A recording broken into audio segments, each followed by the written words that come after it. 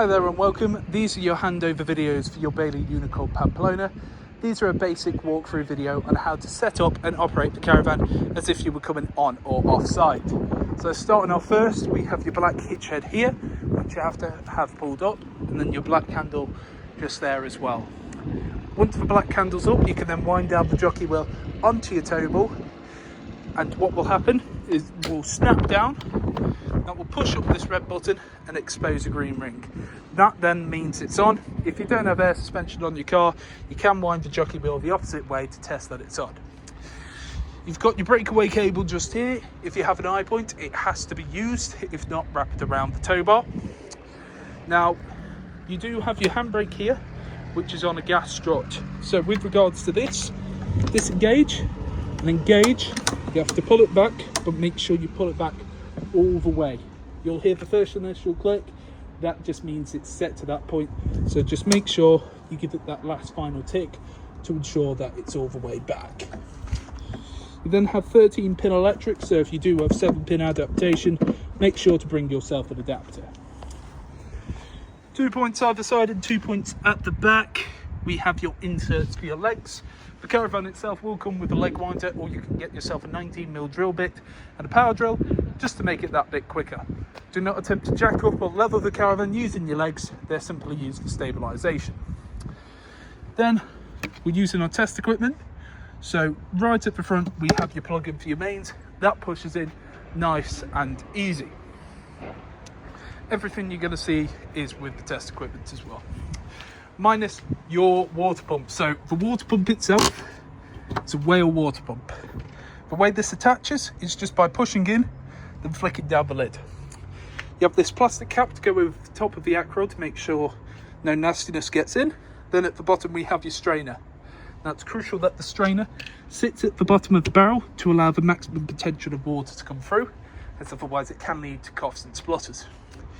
As you can see there, push that in, and the only way to remove it is to flick the lid back up and pull it out, unless you fancy breaking plastic. Then just here we have your flue. Your flue is used to get clean air in and out of your boiler. Don't have to do anything with this except make sure it's nice, clean and tidy. Just here we have your gas locker. So I'm using our test propane gas bottle. I'd always recommend propane over butane, as it does have a better performance over winter. And then you have this black gas hose. Now this one is dated 2025. These run for 5 years, so this would take me up to 2030. That connects onto this regulator just here. Hand tighten that as much as you can. Now it is a left-hand thread, and then just nip it up using a spanner. You don't want it so it's ridiculously tight, as there is a washer inside the actual hose and it puts excessive pressure, which can cause it cracking and breaking. Once both sides are firmly connected, twist the gas bottle in the positive or open direction.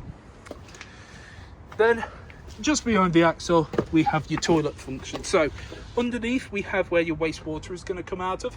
You'll need some 28.5mm waste pipe to then feed into a waste master that you can empty out at the appropriate point on site. Then just here we have your cassette. To remove it, press up on the handle and pull out just like so. Now that handle does also extend out and up, so it can be used similar to a carry-on suitcase. Once you're at your emptying point on site, twist this head to the side, open up your cap, and what you want to do is tilt, and at the same time as tilting, continually pressing your vent button, and as you'll see, it will flow out. I've just put in some fresh water, just so it gives it a bit more of a cleaner smell, which you can open up that compartment and add it just there. Then just here we have your cap. Now this has measurements both imperial and metric, and that's for your blue chemical. Blue chemical goes into that cap, back onto there, twist it to the side, and push it in so that the cassette, its orange handle sits behind those white teeth, so that it can't be removed without pressing up that handle. Then just up above here we have your flush tank. Flush tank itself can hold a capacity of around about 12 litres. However, I'd recommend putting in a maximum of 10, as you don't want to overfill it. You can also add a bit of pink chemical, which works as a bleach without being corrosive. Please do not put bleach down here, as it will corrode the plastic. Now you don't want to travel with either of these two full, so just to the side here got this little bung to drain off any remaining water from a flush tank. The caravan itself will be fully drained off before you collect it. Hi folks, so we're under the right hand side front seat. Just at the back of your water heater there is this yellow valve, okay? Currently it's upright. I've just flicked it to horizontal and that will allow the water to flow throughout the caravan. When you come to drain the caravan down, so for winterisation or when you finish using it, flick it to upright, open your taps up, and that will drain the entire water system out through the floor. But for now, we're going to flick it down. Now there is an onboard water heater. No, there's not. There's an onboard water tank, okay, connected with this caravan. So you can fill that up from your aqua roll outside, and then it can flow to your water heater and taps. But for today, okay, we're going to be using the aqua roll direct to the taps. In your manual, in your Bailey manual, it describes where to put that black tap there, okay, in order for you to use your onboard water tank. But as I say, for today, we're going to be doing the basic system of aqua roll full of water outside, direct to your sinks and shower. Underneath the fridge is your trips and fuses box. They're all listed as to what do what. Okay, they all must be up for the mains to work. Okay, so when you've set up the outside and you've flicked your yellow valve to horizontal, turn your power on. As you see, the screen lights up, and it's not very easy to see on the video, but it does say 13.8 volts. Okay, there you go, look, 13.8 volts. That is perfectly normal, and the radio comes on automatically. Let's find that and turn it off.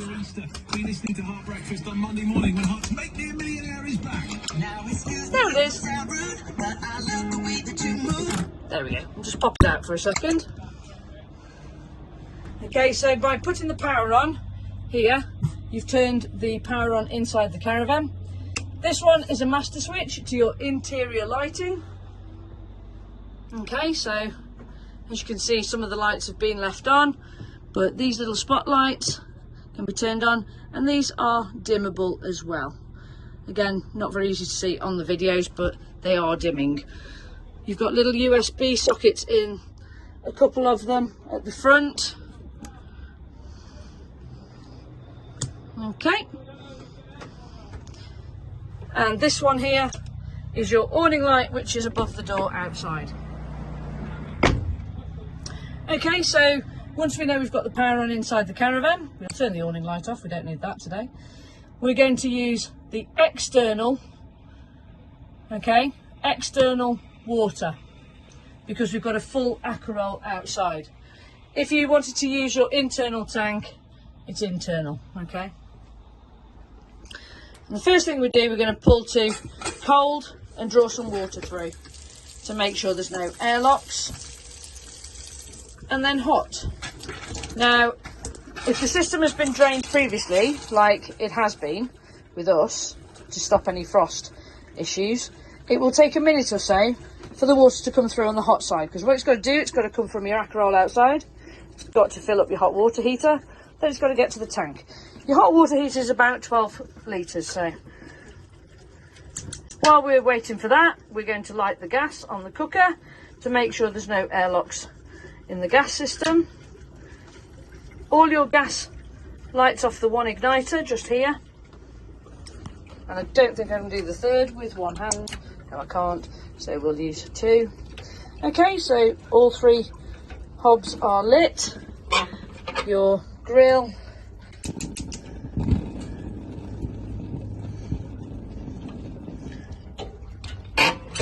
and the oven.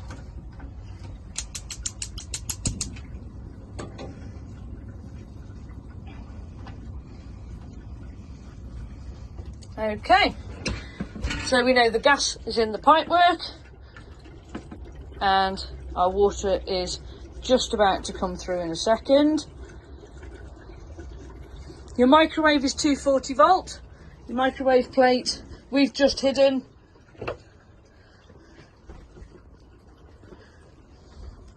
under the cushions, just here, just for travel, to save it breaking if it jumps about.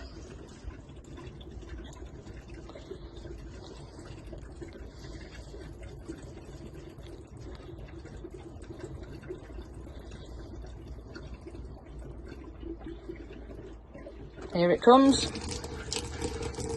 There we go. So we now know that the hot water heater is full of water because it's coming out of the hot side of the tap. Then underneath your right hand side lounge, you have first your boiler just here, and then behind it you have that yellow switch valve. Facing up in the upright position, that is in drain mode, and that is how you're going to collect the caravan. When you want water to flow through, just flick it down to the either side, but just so it's vertical. Now this does have an onboard tank system here, so this onboard tank you can access by twisting that little bit on the top, and you can visually see how much water's inside of it. And then mounted on the wall you have this switch here. Now when it's facing in the position that it is now, that is going straight from the acroll to the taps. When you want to fill the onboard tank, you have that switched down. Now that is going to allow the water to flow through from outside the acroll to the tank itself. So for now, I'm just going to keep it there.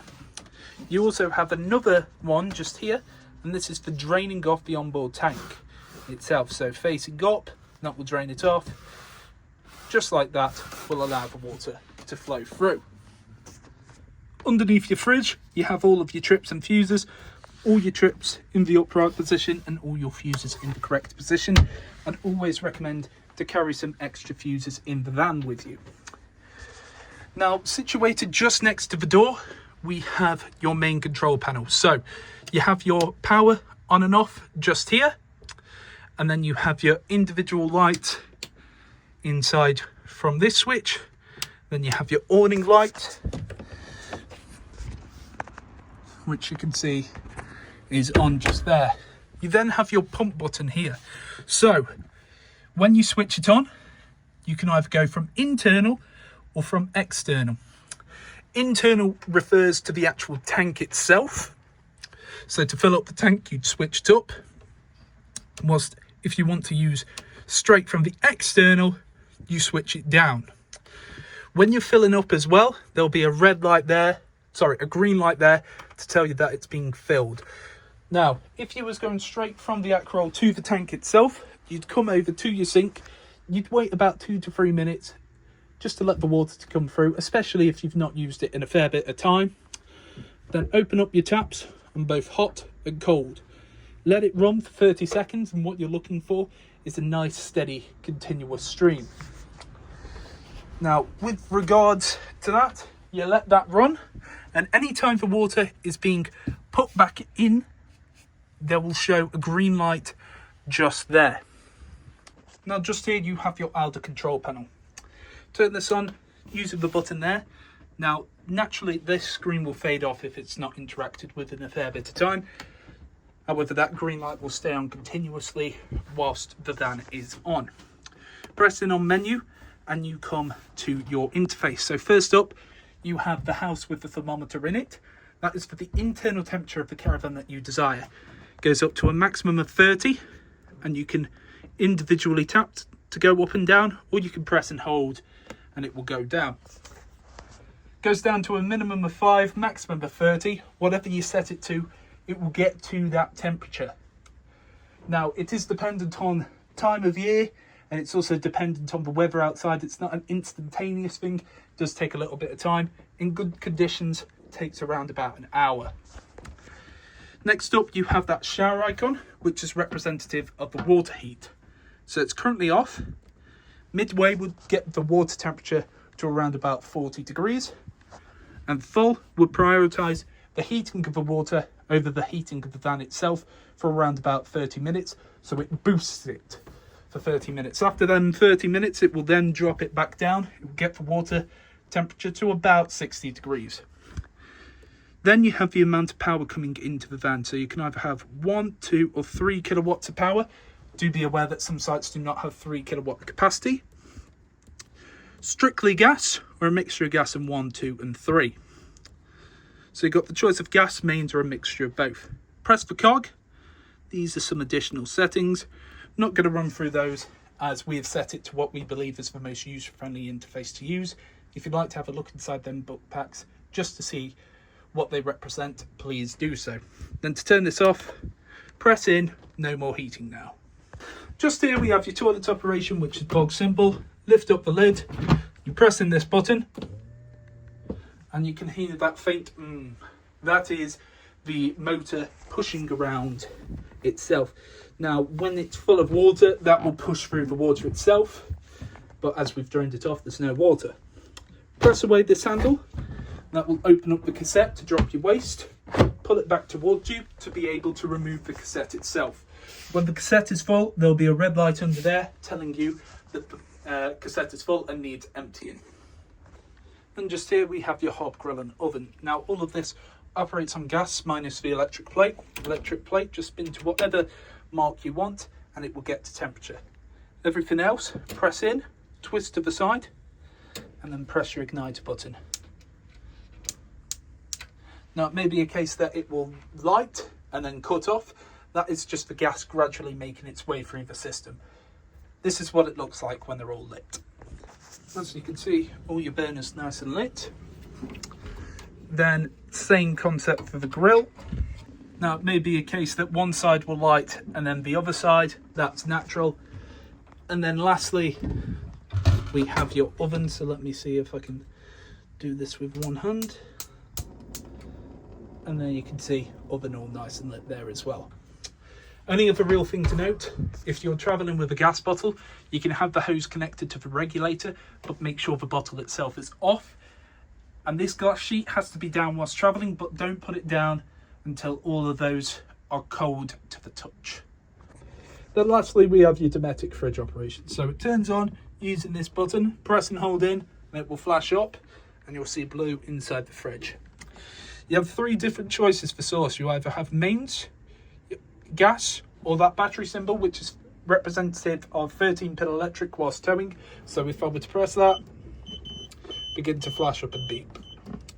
So gas, we flick it over to gas and you'll gradually hear it tick in. Then once it's finished ticking, that means it's all lit. Now I wouldn't recommend putting on gas until you've checked through all of your cooker to make sure that that's all working. This button here, press it in, and that is your fast freeze. So that will prioritise the freezer over the fridge itself. That only works when it's below illuminated. Then we have the amount of power coming into the fridge. So 1, 2, 3, 4 or 5. 5 being the most powerful, so it's drawing through the most amount of electric. However, even on full capacity, it does take around 4 hours to fully chill. And to turn this off, press and hold in here. No more blue light means it's off.